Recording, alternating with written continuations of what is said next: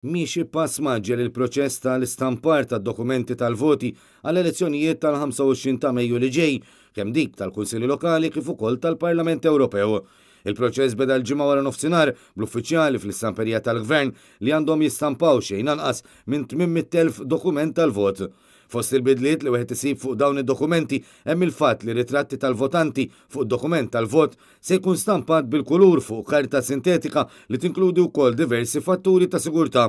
Matul dan il-proċess kollu rappreżentanti mill-partiti politiċi qed ikunu preżenti biex jaraw li kollox jimxi skont il-proċedura stabbilita.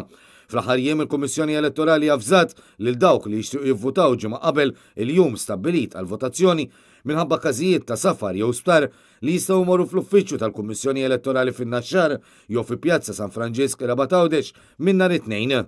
Dan waqt li l-Kummissjoni Elettorali se tibda tirċievi n-nomini ta' kandidati online għall-elezzjonijiet tal-Parlament Ewropew u tal-Kunsilli Lokali mit-3 ta' 16 ta' April fid-9 ta' filgħodu sa 22 ta' April fis-7 ta' filgħaxija.